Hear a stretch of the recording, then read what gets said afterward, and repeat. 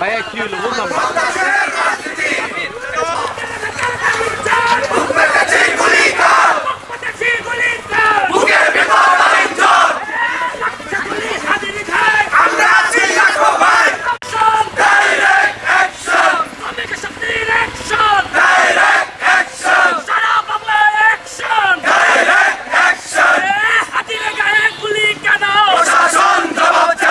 আমাদের সহযোদ্ধা জুলাই গণ অভ্যুত্থানের অন্যতম সহযোদ্ধা রাজপথের সৈনিক শরীফ ওসমান হাদির উপর হামলা হয়েছে।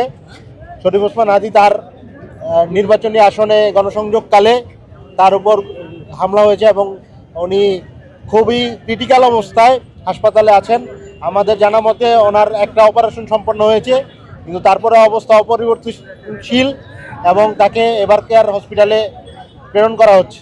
আমরা প্রশাসনকে বলতে চাই যে এই ধরনের জুলাই যোদ্ধাদের উপর হামলা আক্রমণ যদি আপনারা প্রোটেকশন না দিতে পারেন তাহলে আপনাদের দায়িত্ব পালনের কোনো দরকার নেই।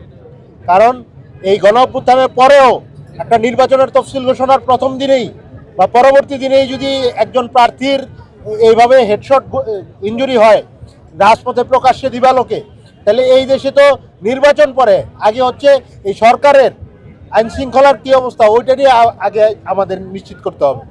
তো মানুষের জানমালের নিরাপত্তা যদি না দিতে পারে, মানুষের জানমালের নিরাপত্তা, প্রার্থী ভোটার এবং দেশবাসীর নিরাপত্তা যদি সরকার না দিতে পারে, এই সরকার ব্যর্থতা দায় নিয়ে এই সরকারকে অবশ্যই জবাবদিহি করতে হবে।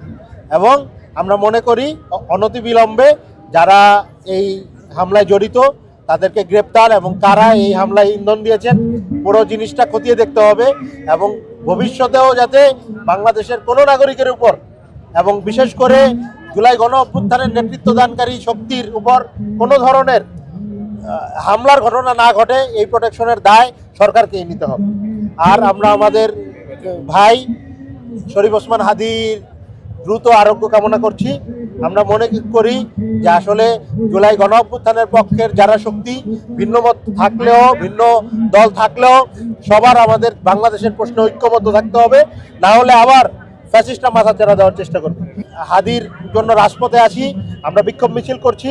আমরা আপনারা জানেন জাতীয় নাগরিক পার্টি এনসিপি শুরু থেকেই জুলাই গণ অভ্যুত্থানের আহত শহীদ পরিবারের ব্যাপারে খুব বেশি কনসার্ন ছিল। এখনও আমরা কনসার্ন যেই দলের যেই মতেরই হোক, কিন্তু জুলাই গণ অভ্যুত্থানের বা বাংলাদেশকে ধারণ করে এমন কোনো যোদ্ধার উপর যদি হামলা হয় আমরা রাজপথ ছাড়বো না ইনশাআল্লাহ। নির্বাচন কমিশনকে বলবো একজন প্রার্থীর উপর এইরকম হামলা প্রমাণ করে যে নির্বাচনের আসলে পরিবেশটা এখন পর্যন্ত ঘোলাটে অবস্থায়। আপনারা নারায়ণগঞ্জেও দেখেছেন যে আমাদের জাতীয় নাগরিক পার্টি এনসিপির বিভিন্ন প্রার্থীদের ব্যানার পোস্টার ফেস্টুন ছিঁড়ে ফেলা হচ্ছে, আমাদের ব্যানার পোস্টার লাগাইতে গিয়ে আক্রমণের শিকার হচ্ছে। এরকম অবস্থায় একটা নির্বাচন হইতে পারে না। আমরা নির্বাচন পেছানোর কথা বলবো না, যেই তফসিল হয়েছে এটাকে আমরা স্বাগত জানাই। আমরা বলবো এই সময়ের মধ্যেই নির্বাচন হবে, কিন্তু নির্বাচনের সুষ্ঠু পরিবেশ তৈরির দায় সরকার, প্রশাসন, নির্বাচন কমিশন।